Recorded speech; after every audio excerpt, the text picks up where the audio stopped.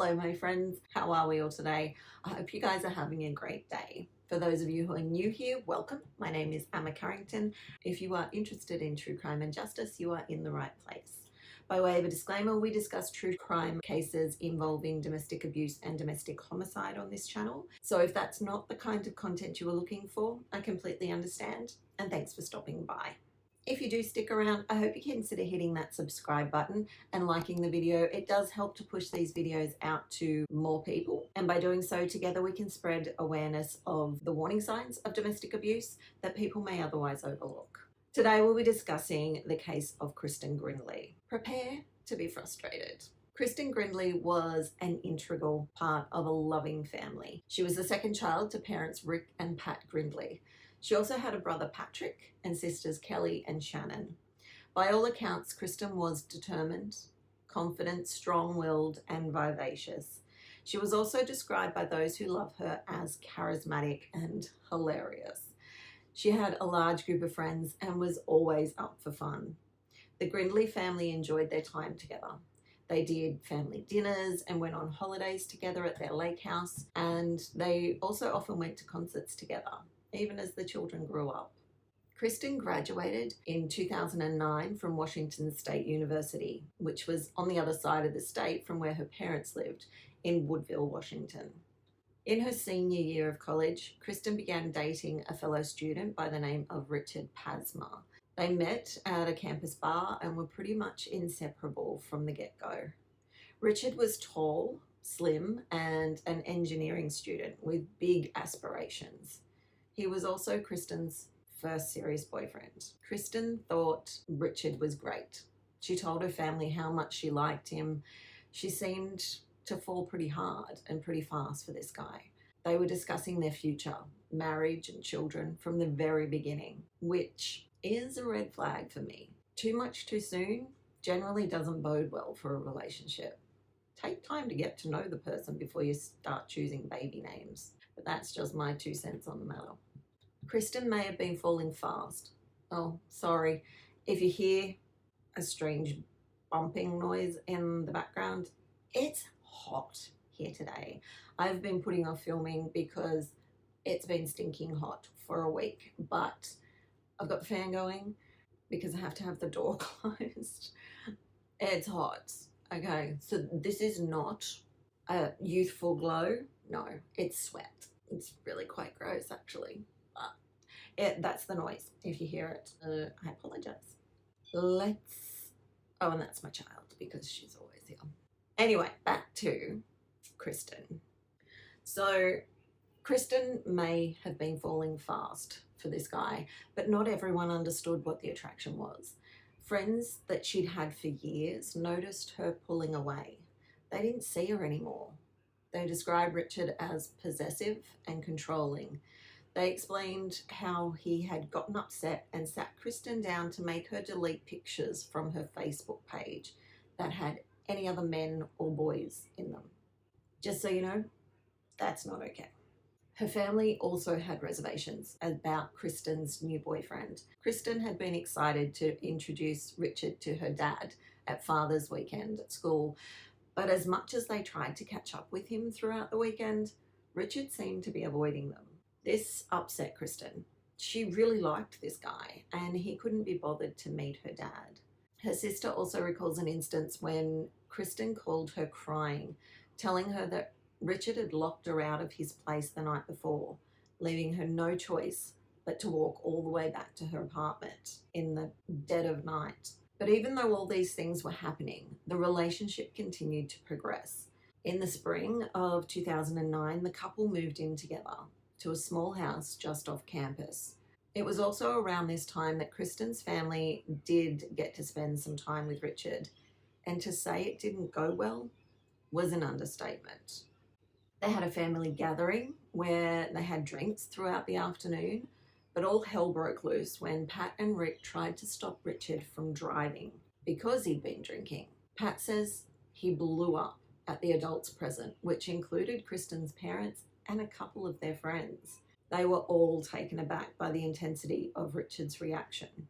A campus police officer had also said they overheard Richard slap Kristen across the face as the pair argued at the top of an outdoor stairway on campus in April of 2009. So that can't be good. A report was filed, but charges were dropped. Kristen didn't want to go ahead with charges. That brings us to 1:30 a.m. on the 11th of November, 2009.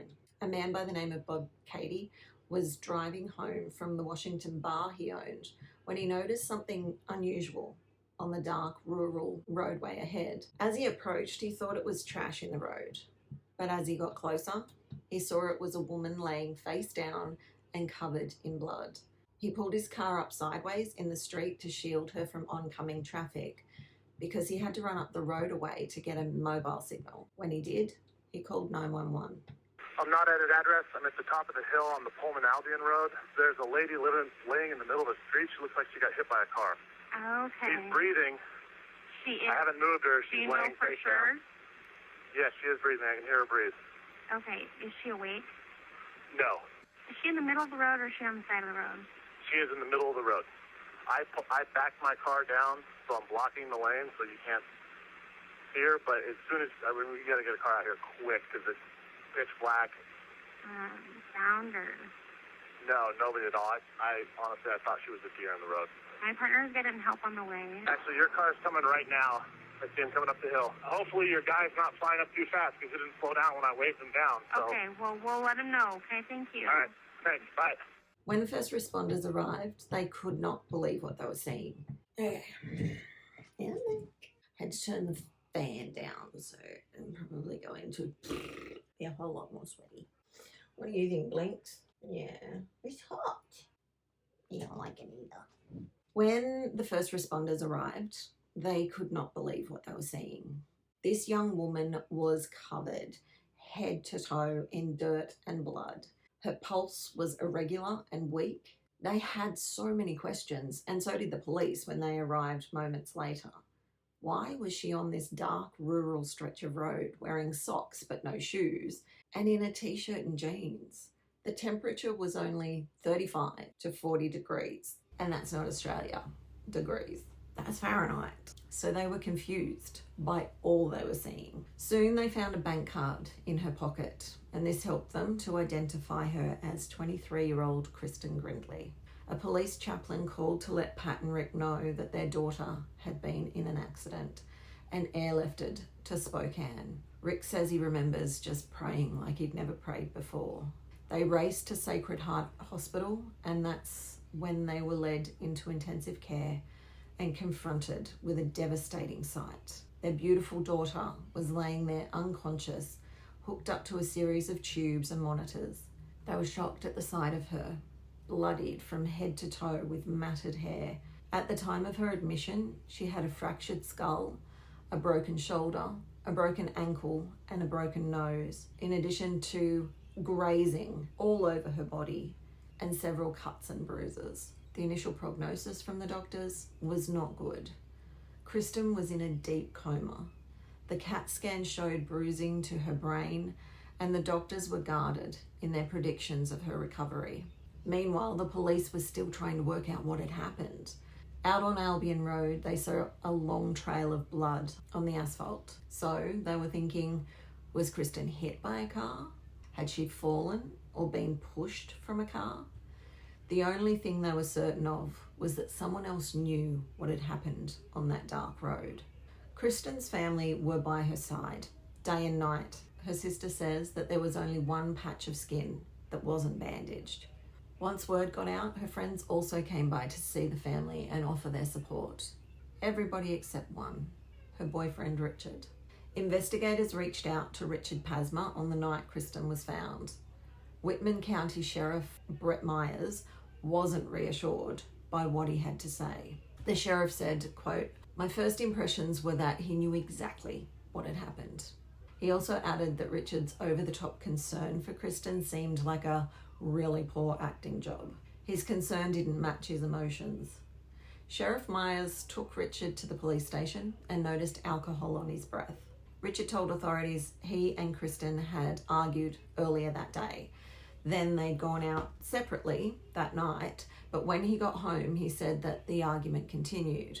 And around 1:30 a.m., he got in his truck to go drive around and blow off steam.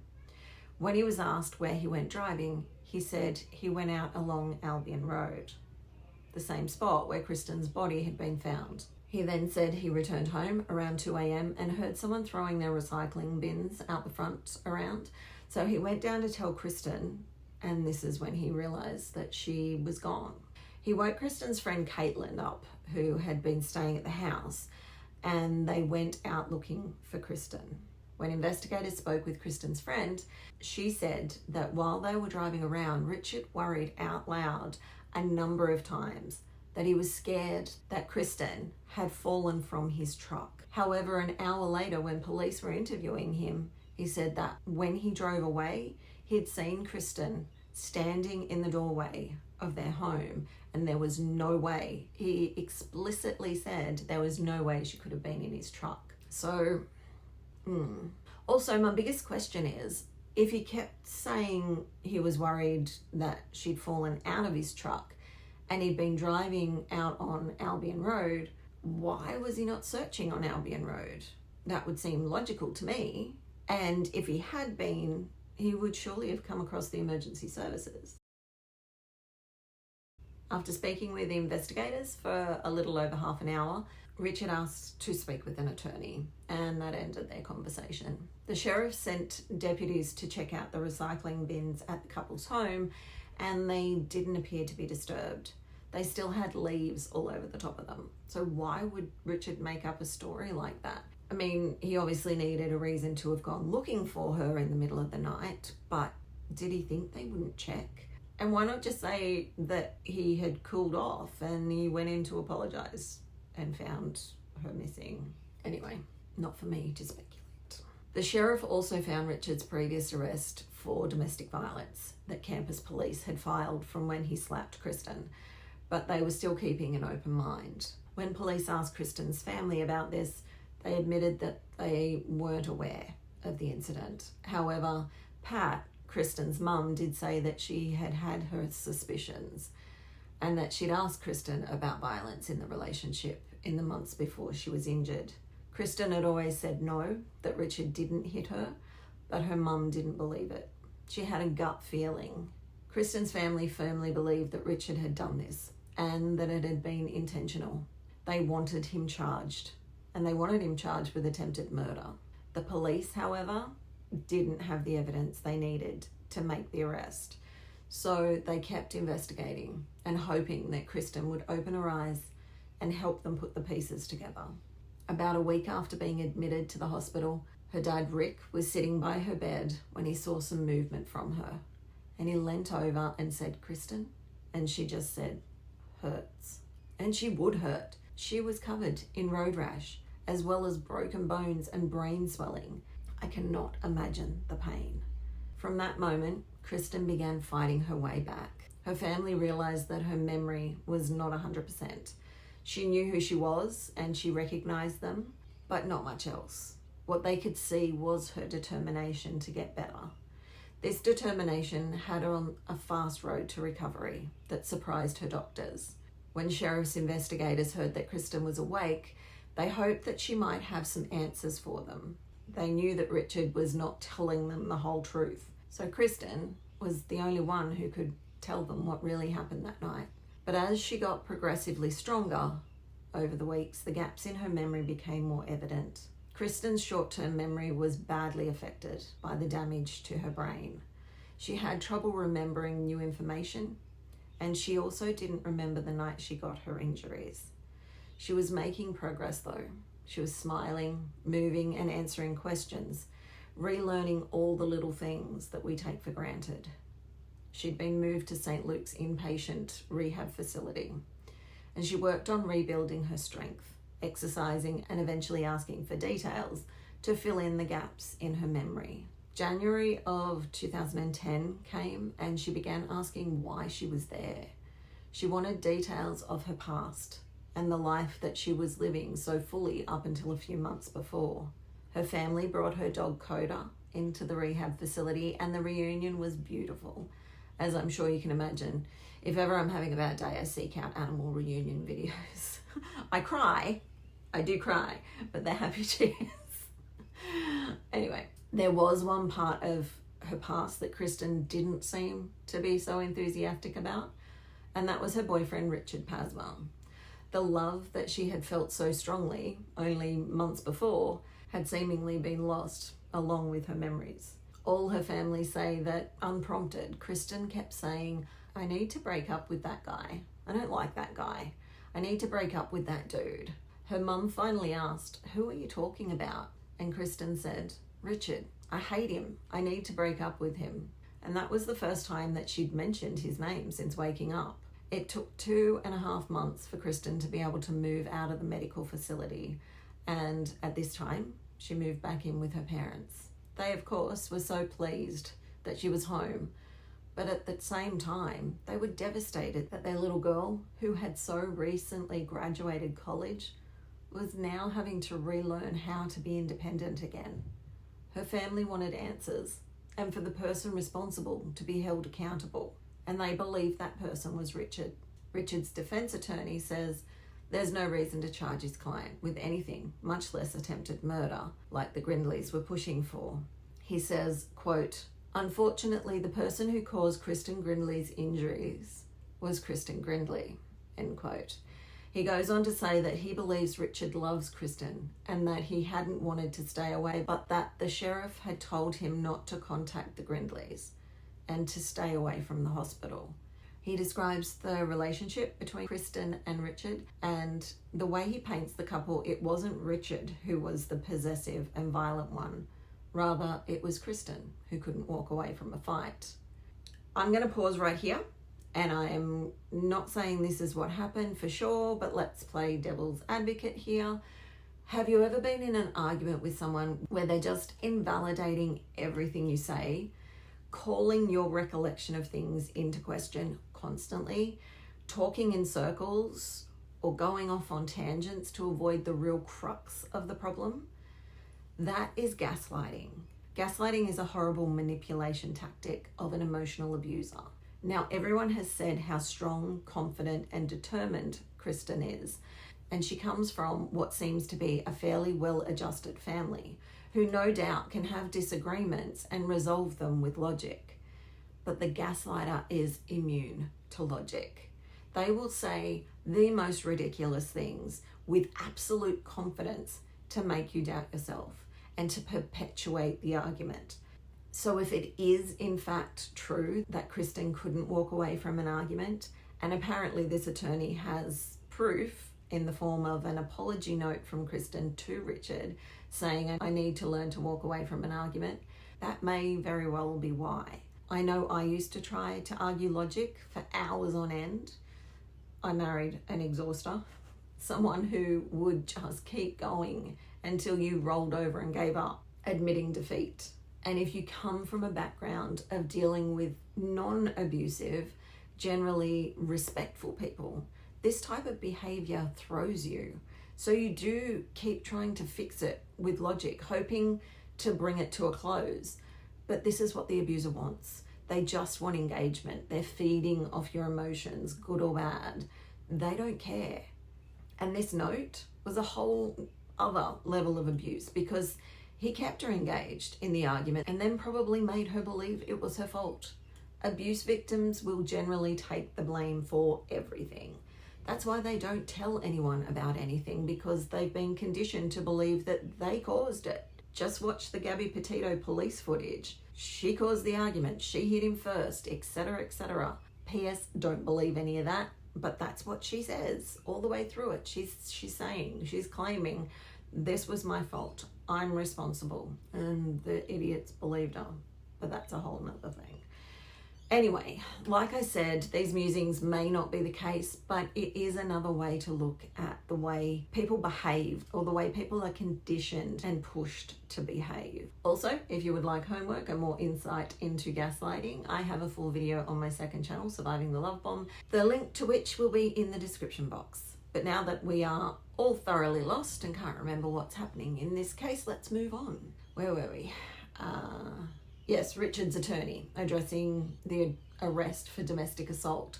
He says an arrest is different to a charge, and there was no charge because Kristen wanted it dropped. She said she had started the fight and said that she had hit Richard first. Okay, I just covered this with the Gabby Petito example. So again, weigh it up yourself. I'm not trying to sway you either way. I'm just sharing information. It could be that she was argumentative. It could be that she was genuinely apologizing. It could be that he had twisted everything around so that she felt she needed to apologize and say that everything was her fault. And generally, victims will drop charges because we don't want it to get any worse, and they will blame themselves as a way to do this. Fun. Anyway, Richard's attorney says of the day of the incident that it was Kristen that had provoked the conflict. She was being unreasonable that day. The attorney says that she had been objecting to Richard's father coming to stay with them, even though he actually owned the house that they were living in. He goes on to say that they parted ways around noon and says that Kristen had called Richard around 113 times between them parting at noon and about 1 a.m. when they got home. He goes on to say that when Richard got home, Kristen started the argument again, and that she was so obsessive that when he was going for a drive, she snuck into the bed of his truck without him knowing. He says maybe she fell out again without Richard knowing when she tried to stand because she was unsteady on her feet. He's pointing to her being drunk. And when Kristen arrived at the hospital, her blood alcohol level was tested and showed that she had been drinking, but her family don't believe it was a factor in her being injured. The police combed the home the couple shared. They also went over Richard's truck thoroughly and couldn't find anything that placed Kristen in the truck or any evidence that Richard had hurt Kristen in any way. Despite this, Sheriff Myers wasn't calling off his investigation. He kept coming back to Richard's inconsistent stories. The fact that he had told Kristen's friend Caitlin that she may have been in and fallen out of his truck without his knowledge, while he told the sheriff that he saw Kristen standing in the doorway as he drove away. Both accounts could not be true. It just wasn't possible. The sheriff believed that Kristen must have been in the truck that night, and Richard knew that she was there. He also knew that she had fallen and hit the road while he was driving at high speeds. They didn't know if she'd been in the cab of the truck or in the bed of the truck, or how she'd come to fall from it, but they fully believed that Richard was aware she had hit the pavement and was severely injured, and he'd just driven away, leaving her there in the middle of the road. The sheriff wondered if Richard had perhaps pushed Kristen from the truck, or that he had been driving drunk when she'd fallen and he'd feared a DUI. But seriously, dude, you can't just dial 911 and get us some help? Anyway, after an 8-month investigation, Sheriff Myers told Kristen's family that he was prepared to bring charges against Richard. So Richard was arrested and charged with a felony, but it was nowhere near the attempted murder charge Kristen's family had been hoping for. He was charged with leaving the scene of an injury accident, which carried up to a 5-year prison term. However, this case would never go to trial, and the Grindleys would never get more answers about what had happened that night. Because 10 days before the trial was set to begin, Richard Pasma came into court to enter an Alford plea.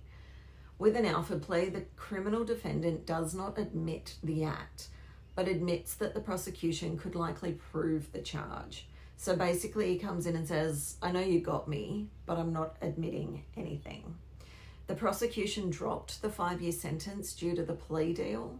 At sentencing in 2010 was the first time Kristen had seen Richard since the night that had changed everything for her the year before. They were both given the chance to speak at the hearing. I hope someday Richard confronts what he did to me and gets help. Until he admits that he has to change and get his anger under control, I fear that he will hurt others like he did to me.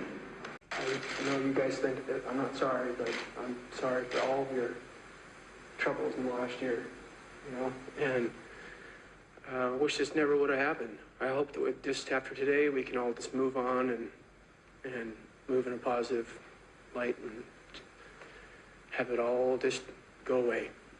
Your Honor, thank you. What? Have it all just go away?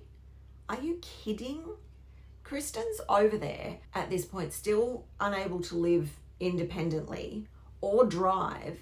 She doesn't even remember graduating college. The fallout is likely to affect her for the rest of her life, but you just want it all just to go away. I get that he was taking no ownership of what happened, but maybe a smidge of compassion.